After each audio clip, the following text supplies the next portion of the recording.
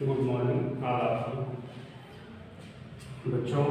Class 9 की chemistry का chapter number 4 परमाणु की संरचना शुरू किया गया था, जिसमें हम आपको इलेक्ट्रॉनिक विन्यास तक की बात कर चुके हैं।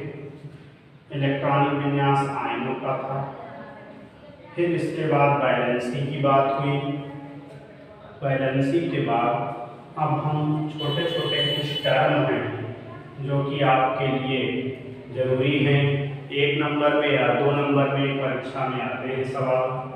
तो जैसे आपको पूछ लिया जाता है परमाणु संख्या क्या है, परमाणु संख्या या परमाणु पूछ लिया जाता है द्रव्यमान संख्या। फिर आ जाता है आपका समस्थानिक। फिर आ जाता है समभारिक। ये सब बातें आ जाती हैं।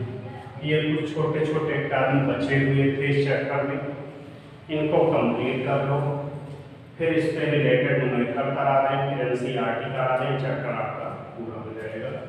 तो चलिए देखिए, इस क्रम में आपकी पहली हेडिंग है परमाणु संख्या। फिर बोलते हैं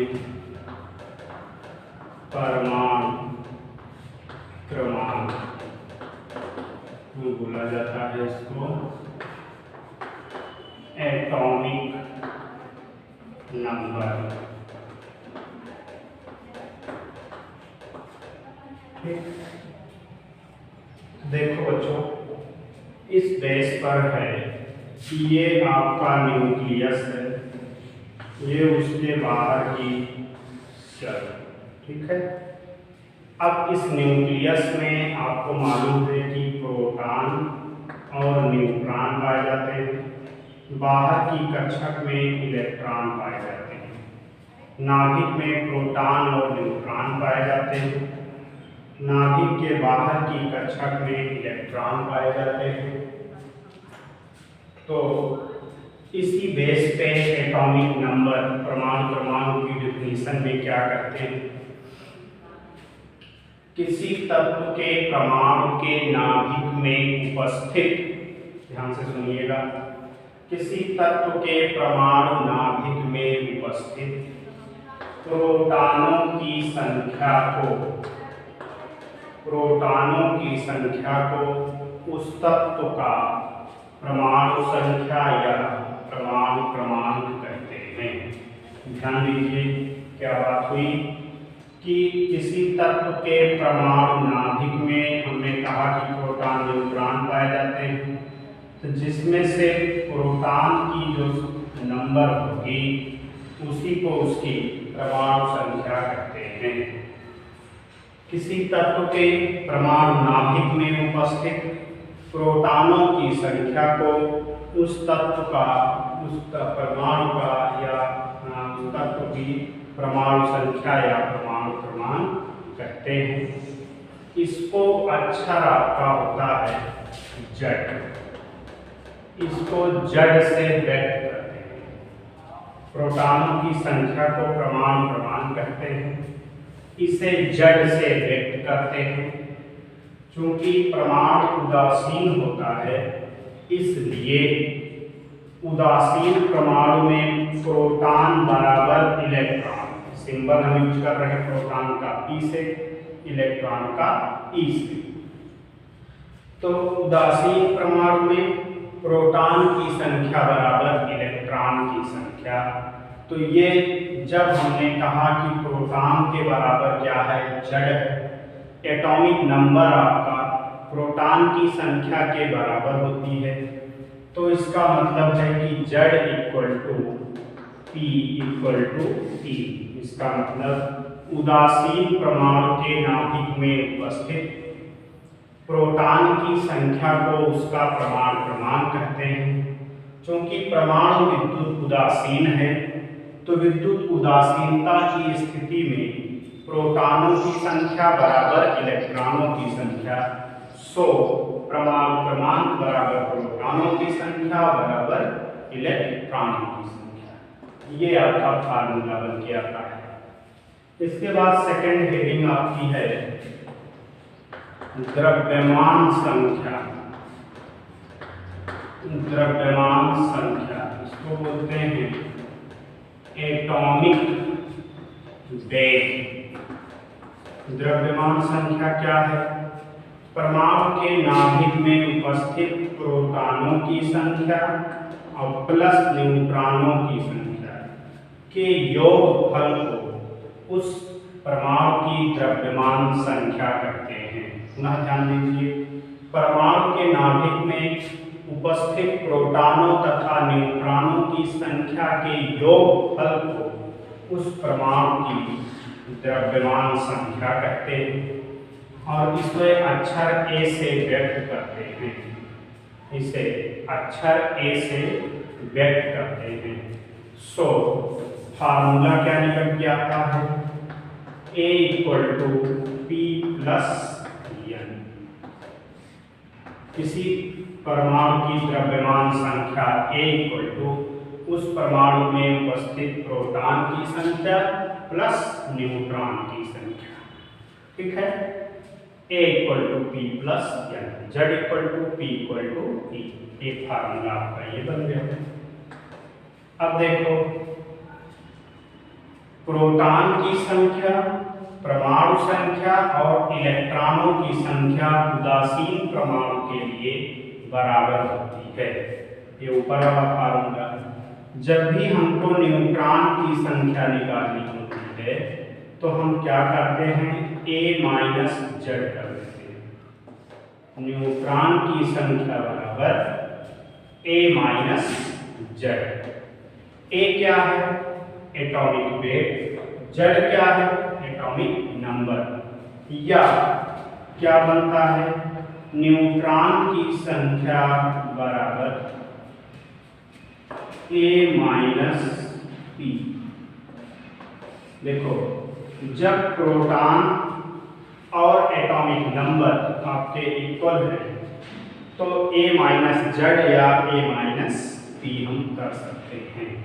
ठीक है, ये फार्मूले बन गए, उनको आप नोट कर लीजिए जल्दी से, स्क्रीनशॉट ले लीजिए। ये आपके हो गए, स्क्रीनशॉट ले लो। अब चलो देखो, इस पे कुछ सवाल हम आपको करा देते हैं। सवाल करा दिया जाता है इस पे कुछ आपका। देखिए, कुछ न्यूमेरिकल हैं जो कि आपकी बुक से लिए गए हैं, उनको हम करा देते हैं। सवाल ये है आपका पहला, एक परमाणु के नाभिक में, चलिए देखिए सवाल नंबर 1, इसका स्क्रीनशॉट ले लीजिए जल्दी से, फार्मूला हो गया। सवाल नंबर 1, पहला सवाल है, एक परमाणु के नाभिक में 12 न्यूट्रॉन, न्यूट्रॉन की संख्या दी गई है 12। एक परमाणु के नाभिक में 12 न्यूट्रॉन तथा 11 प्रोटॉन। प्रोटॉन की संख्या = 11। लिख रहा है कि उस तत्व की द्रव्यमान संख्या तथा कक्षाओं में उपस्थित इलेक्ट्रॉन की संख्या बताइए। अब आपसे इसमें क्वेश्चन पूछ रहा है कि उसकी द्रव्यमान संख्या यानी कि A = कितनी होगी और उसकी इलेक्ट्रॉन की संख्या A = कितनी होगी। ये आपसे क्वेश्चन पूछ रहा है। एक बार पुनः सुनिए। कह रहा है कि एक परमाणु के नाभिक में 12 न्यूट्रॉन और 11 प्रोटॉन हैं। उस तत्व का या उस परमाणु की द्रव्यमान संख्या कितनी है और उसकी कक्षाओं में इलेक्ट्रॉनों की संख्या कितनी है। तो फार्मूला आप देखो, एटॉमिक वेट पूछ रहा है तो A = फार्मूला क्या आया था? P + N। A = P + N। तो यही फार्मूला लगा दो। यहाँ पे क्या लिख लेंगे? सूत्र A = P + N से A = प्रोटॉन की संख्या 11, न्यूट्रॉन की संख्या 12। कितना हो गया इसमें 23, ठीक 23 हो गया। अब कह रहा है इलेक्ट्रॉन की संख्या, तो आपको मालूम है Z = P = E, ये सूत्र आपको पता है। तो इसका मतलब कि जितने उसमें प्रोटॉन है उतना ही उसमें इलेक्ट्रॉन है। तो यहां लिख लेंगे इलेक्ट्रॉन की संख्या बराबर प्रोटॉन की संख्या। अतः इलेक्ट्रॉन की संख्या बराबर कितना हो गया, प्रोटॉन कितना है 11, ये हो गया आपका 11। इलेक्ट्रॉन की संख्या 11 और आपका एटॉमिक वेट 23, ये आ गया इसका आंसर, ठीक। इस तरीके से आपका इसका आंसर हो गया। ऐसे सवाल आएगा बच्चों परीक्षा में, 2 नंबर आपको देगा।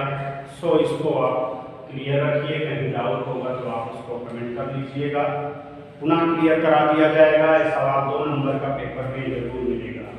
क्वेश्चन 2 नंबर का देखो, कह रहा है एक तत्व का परमाणु क्रमांक 19 है, इसका स्क्रीनशॉट लेते रहिए। सवाल नंबर 2 क्या है कि कह रहा एक तत्व का परमाणु क्रमांक 19 है। यहाँ क्या दिया है Z = 19 है। फिर कह रहा है कि इस परमाणु क्रमांक 19 है तथा द्रव्यमान संख्या 42 है। A की वैल्यू दी गई है 42। अब इसमें आपसे पूछ क्या रहा है कि इसके नाभिक में न्यूट्रॉनों की संख्या बताइए, ये आपसे पूछ रहा है। क्या है, तत्व का परमाणु क्रमांक 19 है और उसकी द्रव्यमान संख्या 39 है। उपस्थित न्यूट्रॉन की संख्या बताओ कि उस नाभिक में कितने न्यूट्रॉन उपस्थित हैं। तो फार्मूला क्या लगता है, सूत्र न्यूट्रॉन की संख्या बराबर क्या होता है A-Z, ये आपका फार्मूला हो गया। न्यूट्रॉन की संख्या बराबर A-Z। अतः क्या करेंगे, न्यूट्रॉन की संख्या बराबर 39 - 90, कितना हो गया 20, ये आपका हो गया। न्यूट्रॉन की संख्या कितनी आ गई 20। सवाल नंबर 3 देखो, किसी तत्व की द्रव्यमान संख्या 32 तथा परमाणु क्रमांक 16 है। इस तत्व में इलेक्ट्रॉन, प्रोटॉन, न्यूट्रॉन की संख्या बताओ। हाँ बच्चों, एक चीज और ध्यान देने वाली बात होती है कि अगर इसी क्वेश्चन में थोड़ा सा एक टॉपिक और जोड़ दे कि वह तत्व कौन सा होगा, उस तत्व का नाम भी बताइए। तो ध्यान दो, इलेक्ट्रॉन की संख्या 11 आ रही है और इलेक्ट्रॉन की संख्या प्रोटॉन की संख्या और एटॉमिक नंबर इक्वल होते हैं। तो परमाणु क्रमांक 11 वाला तत्व कौन सा है, सोडियम, ये है सोडियम। अब यहाँ देखो परमाणु क्रमांक 19 दिया है। अगर इसमें तत्व का नाम पूछता तो परमाणु क्रमांक 19 वाला तत्व कौन सा होता है, पोटेशियम।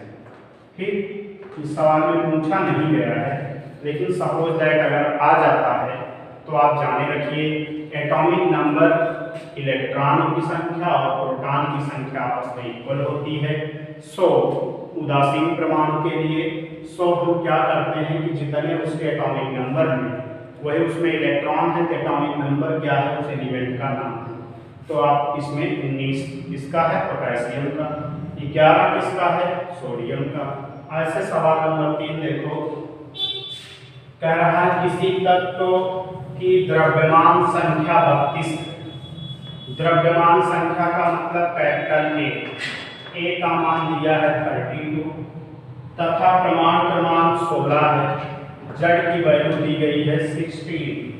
इसमें आपसे पूछ रहा है इस तत्व में इलेक्ट्रॉन की संख्या, प्रोटॉन की संख्या और न्यूट्रॉन की संख्या तीनों बताइए। और मान लीजिए सपोज दैट इसी में आ जाता कि तत्व का नाम क्या होगा, ये भी आ जाता। तो आप इसको देखो, इलेक्ट्रॉन प्रोटॉन न्यूट्रॉन तीनों पूछ रहा है, तो इसको कैसे सॉल्व करेंगे? लिखेंगे चूंकि Z इक्वल टू P, ये आपको मालूम है रिलेशन होता है Z बराबर E बराबर P, अतः E इक्वल टू कितना हो जाएगा 16 इलेक्ट्रॉन, क्योंकि Z दिया गया है 16, तथा P इक्वल टू कितना हो जाएगा 16, क्योंकि Z आपका 16 है तो E और P आपस में इक्वल होते हैं, ये भी 16 हो गया। अब N equal to A minus Z, या आप A माइनस P भी कर सकते हैं, क्योंकि आपको प्रोटॉन भी मिल गया A माइनस Z। तो N इक्वल टू A कितना है 32 और Z कितना है 16, ये भी कितना आ जाएगा 16, ये आपका आंसर हो गया। अब तत्व का नाम पूछ रहा है, तत्व का नाम क्या डिपेंड कर रहा है इसमें? परमाणु क्रमांक दिया गया है 16, तो Z इक्वल टू क्या है 16, अतः तत्व का नाम क्या है? सल्फर, क्योंकि 16 परमाणु क्रमांक किसका होता है? सल्फर का। चलो आगे क्वेश्चन नंबर 4 देखो। क्वेश्चन नंबर 4 ये कह रहा है, इसका स्क्रीनशॉट कर लीजिए। जिंक धातु का परमाणु क्रमांक 30 है, आपको Z की वैल्यू दी गई है 30, जिंक का परमाणु क्रमांक 30 है, अतः Zn+2 आयन में प्रोटॉन और न्यूट्रॉन की संख्या बताइए। अब आपसे इसमें पूछ रहा है अतः Zn+2 आयन में प्रोटॉन की संख्या, और क्या पूछ रहा है? Zn+2 आयन में प्रोटॉन तथा न्यूट्रॉन की संख्या क्या होगी, ये क्वेश्चन आपका है।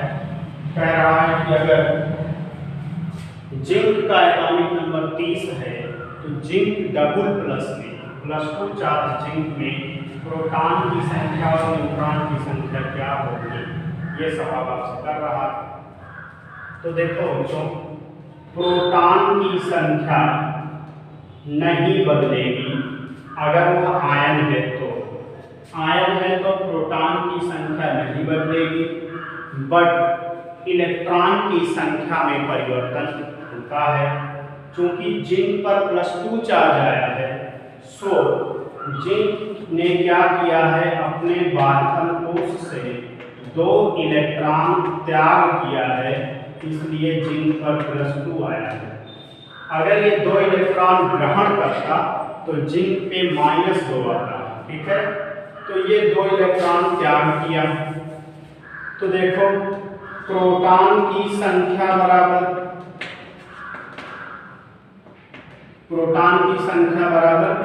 Z, और Z की वैल्यू है 30, ये बराबर किसके है? 30, ये हो गया। अब इलेक्ट्रॉन की संख्या बराबर 2 पॉजिटिव चार्ज आ गया है, एटॉमिक नंबर में 2 की कमी हो गई, तो क्या लिखेंगे? 30 - 2 कितना आ जाएगा? 28, ये हो गया। स्क्रीनशॉट कर लो। सवाल नंबर 5 देखो। सवाल नंबर 5 आपका है, निम्न आयनों में इलेक्ट्रॉन की संख्या बताइए। कह रहा निम्न आयनों में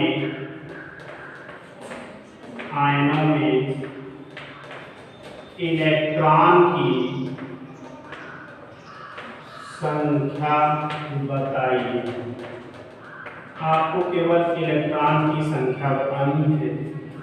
पहला है K प्लस और दूसरा है Br माइनस।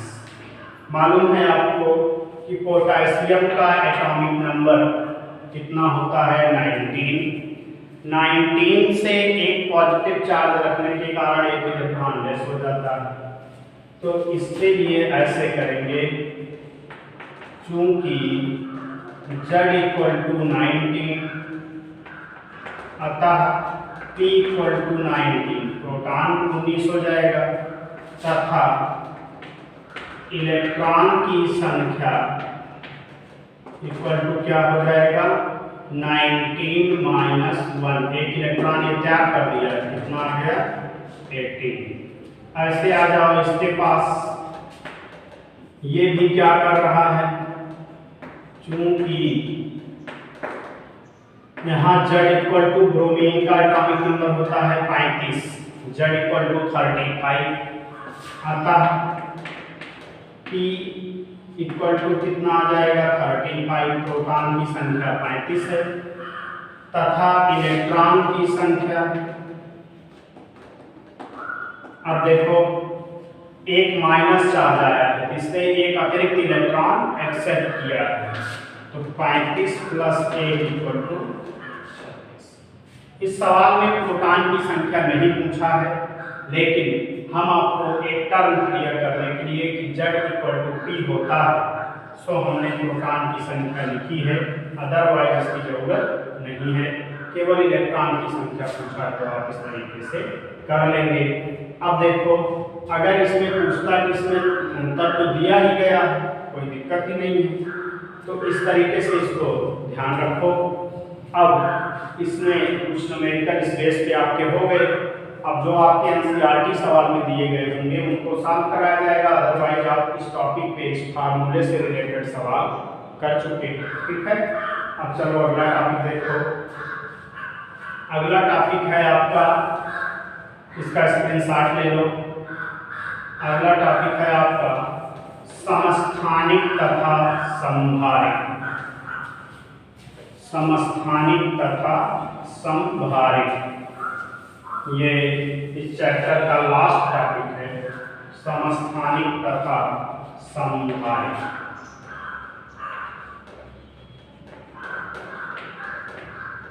तो समस्थानिक इसको बोलते हैं आइसोटोप। समस्थानिक क्या होती है बात, इसमें ये कहा जाता है किसी तत्व के ऐसे परमाणु, ध्यान दीजिए एलिमेंट अकेला रहेगा, परमाणु की बात की जा रही है, किसी तत्व के ऐसे परमाणु जिनके परमाणु क्रमांक एक समान परंतु द्रव्यमान संख्या भिन्न भिन्न हो। फिर से ध्यान दो, किसी तत्व के ऐसे परमाणु जिनके परमाणु क्रमांक एक समान परंतु उनकी द्रव्यमान संख्या भिन्न भिन्न हो, उसे समस्थानिक कहते हैं। किसी तत्व के ऐसे परमाणु जिनके परमाणु क्रमांक एक समान परंतु उनकी द्रव्यमान संख्याएं अलग अलग हो, उसे समस्थानिक कहते हैं। जैसे, अब जैसे देखो कुछ इंपॉर्टेंट समस्थानिक हैं, जैसे फर्स्ट पॉइंट लिखिए हाइड्रोजन के समस्थानिक। सेकंड पॉइंट क्या है, कार्बन के समस्थानिक। थर्ड पॉइंट क्या है, ऑक्सीजन के समस्थानिक। और लास्ट पॉइंट नंबर 4 क्या है, क्लोरीन के समस्थानिक। अब इनके समस्थानिकों का डिटेल देखो। हाइड्रोजन के 3 समस्थानिक होते हैं, एक होता है 1H1, एक होता है 1H2 और एक होता है 1H3। अब आपको बता दें जो सवाल इसके पहले हमने लगवाया उसमें कभी कभी एक चीज ऐसे आती है कि कोई तत्व यक्स है जिसका प्रमाण क्रमांक ए है, प्रमाण भार बी है। ऐसे देखो बच्चों, तो ये डिनोट करने की एक विधि है कि किसी तत्व में उसके प्रमाण क्रमांक और उसकी द्रव्यमान संख्या को हम किस प्रकार से प्रदर्शित कर सकते हैं। तो इसी मेथड से ऐसे प्रदर्शित किया जाता है। तत्व है यक्स, वो ये क्या है, ये उसका सिंबल है। मान लीजिए कोई भी एलिमेंट को हमने एक्स ले लिया है, तो x नाम का कोई एलिमेंट है, ये उसका प्रतीक है। जो नीचे लेफ्ट साइड लिखा है ये इसका एटॉमिक नंबर है, इसी को हम क्या बोलते हैं, z। जो यहाँ राइट साइड लिखा है इसका द्रव्यमान संख्या एटॉमिक वेट है, इसी को हम क्या बोलते हैं, a। तो यहाँ देखो हाइड्रोजन के समस्थानिकों में क्या है, प्रमाण क्रमांक नीचे लिखे हैं, प्रमाण भार ऊपर लिखे हैं। तो यहाँ आपको क्या दिख रहा है कि तीनों के एटॉमिक नंबर नीचे वाली गिनती देखो सेम, ऊपर वाली गिनती डिफरेंट है। तो जब ऐसी स्थिति हो कि एटॉमिक नंबर एक समान हो और एटॉमिक वेट भिन्न भिन्न हो, तो इसको हम बोलते हैं समस्थानिक। कार्बन के समस्थानिक में देखो atomic number 6, atomic weight 12, atomic number 6, atomic weight 13, atomic number 6, atomic weight 14। ये देखो कार्बन 12, 13, 14, ये कार्बन के समस्थानिक। ऑक्सीजन के समस्थानिक में देखो 18, 16, 8 और 16, फिर देखो 8, 17, फिर देखो 8, 18, ये आपका ऑक्सीजन का समस्थानिक है। क्लोरीन के समस्थानिक देखो 17 Cl35 और 17 Cl37। ये दो समस्थानिक किसके हैं, क्लोरीन के। तो हाइड्रोजन के समस्थानिक, कार्बन के समस्थानिक, ऑक्सीजन के समस्थानिक और क्लोरीन के समस्थानिक। ध्यान दो बच्चों, ये पूछा जाता है कभी कभी इसका नाम क्या है। इनके सबके नाम पूछ लिए गए हैं एक बार।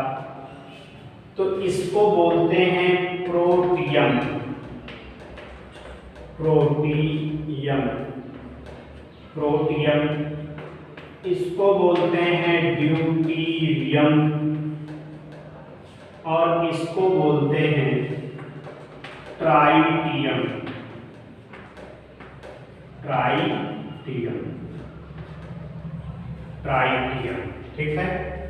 तो अब यहां देखो, इसमें अब आपका इसी में अगला टॉपिक होगा समस्थानिकों के उपयोग।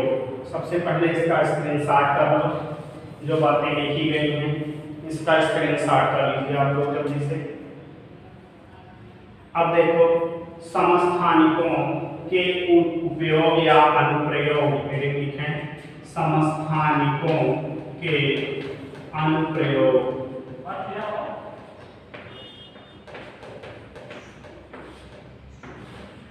अब इसमें देखो स्क्रीनशॉट कर लो इसका जल्दी।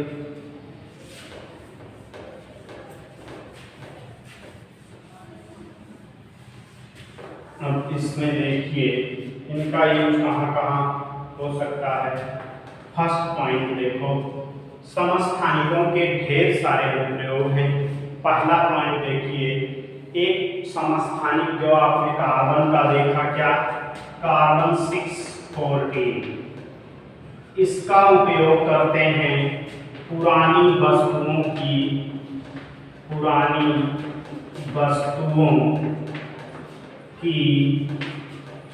आयु ज्ञात करने में।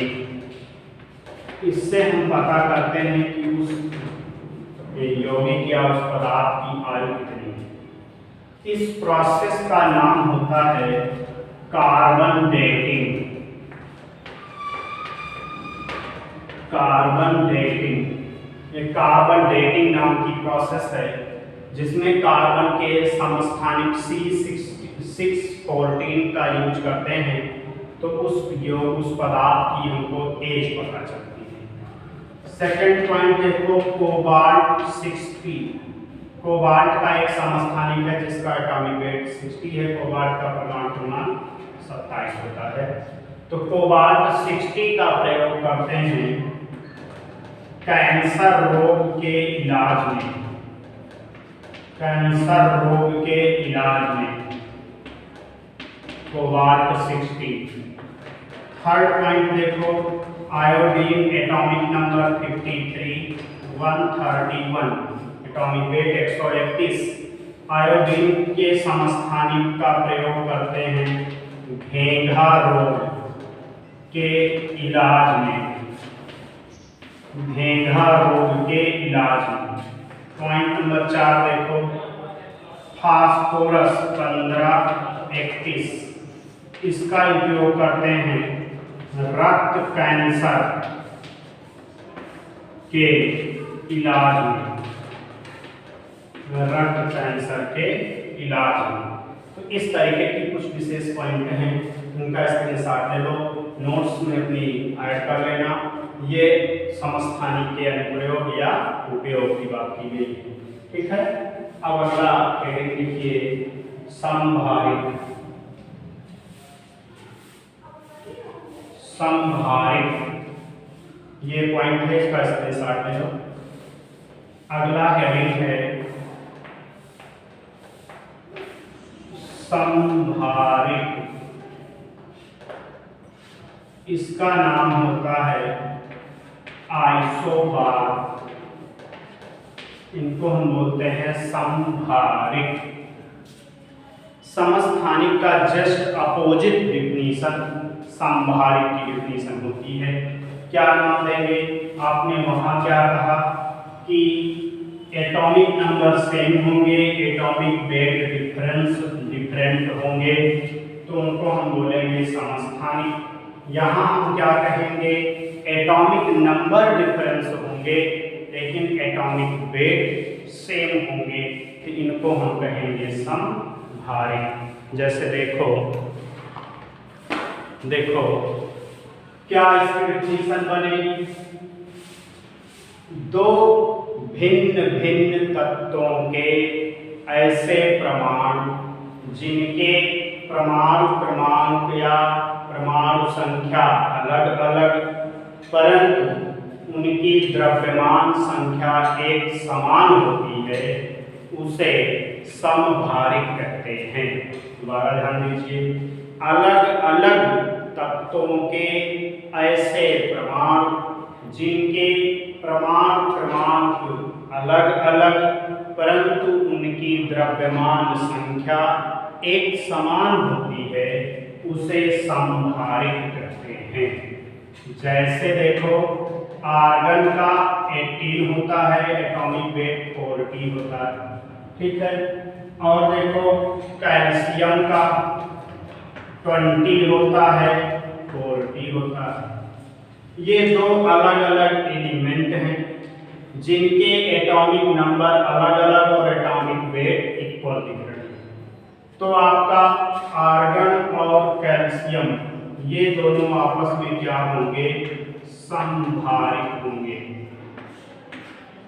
ऐसे ही दूसरा एग्जांपल देखो, कार्बन 640, नाइट्रोजन 740। ये भी दोनों आपस में क्या हैं? समभारित। तो इस तरीके से समभारित का एग्जाम्पल हो रहेगा। क्या होगा? अलग अलग तत्वों के ऐसे परमाणु जिनके परमाणु क्रमांक भिन्न भिन्न परंतु उनकी द्रव्यमान संख्या एक समान होती है, उसे समभारित कहते हैं। ठीक है। अब हेडिंग लिखो, विशेषता। विशेषता या विशेषताएं, संभारितों की विशेषताएं। फर्स्ट पॉइंट क्या होगा? जब इनके एटॉमिक नंबर अलग अलग हैं, तो मॉडर्न पीरियोडिक टेबल जो बनी थी वो एटॉमिक नंबर को आधार मान के बनी थी। तो फर्स्ट पॉइंट विशेषता, इसका स्क्रीनशॉट ले लो। फर्स्ट पॉइंट में क्या लिखेंगे? इनके भौतिक व रासायनिक गुण भिन्न भिन्न होते हैं। इनके फिजिकल और केमिकल प्रॉपर्टी, भौतिक तथा रासायनिक गुण भिन्न भिन्न होते हैं। सेकंड पॉइंट क्या लिखेंगे? इन्हें आवर्त सारणी में इनका स्थान अलग अलग होता है। थर्ड क्या लिखेंगे? इनमें इलेक्ट्रॉन, प्रोटॉन व न्यूट्रॉन तीनों की संख्या क्या होती है? डिफरेंट होती है। इनमें इलेक्ट्रॉन, प्रोटॉन और न्यूट्रॉन की संख्या अलग अलग होती है। जैसे देखो, इसमें इलेक्ट्रॉन, प्रोटॉन 18 होंगे और न्यूट्रॉन क्या होगा? 40 माइनस 18 यानी कि 22। यहाँ पर इलेक्ट्रॉन, प्रोटॉन 20 होंगे और न्यूट्रॉन 40 माइनस 20 यानी 20। इनमें दोनों में इलेक्ट्रॉन, प्रोटॉन और न्यूट्रॉन की संख्या भी डिफरेंट है। इनका आवर्त सारणी में स्थान अलग अलग है। इनके भौतिक रासायनिक गुण अलग अलग होते हैं। इनकी द्रव्यमान संख्या एक समान, परंतु परमाणु क्रमांक भिन्न भिन्न होता है। तो आपको दिखाई ही दे रहा है। द्रव्यमान संख्या देखो इनकी इक्वल है, यहाँ भी देखो द्रव्यमान संख्या इक्वल है, लेकिन इनके एटॉमिक नंबर डिफरेंट है। ये आपस में क्या कहलाएंगे? समभारिक। ठीक है, ये आपस में क्या कहलाएंगे? समभारिक। तो इस तरीके से बच्चों आपका चैप्टर नंबर 4 कंप्लीट हो गया। अब इसके सवाल जो एनसीईआरटी क्वेश्चन आपकी बुक में हैं उनको आप कंठस्थ करेंगे। आने वाली नेक्स्ट वीडियो में हम आपको इनके एनसीईआरटी सवाल की चर्चा करते देखेंगे। एनसीईआरटी सवाल कराएंगे आपका इस चैप्टर का। इस तरीके से तब आपका चैप्टर आपकी कंप्लीट हो जाएगा। धन्यवाद बच्चों, आज के लिए इतना ही।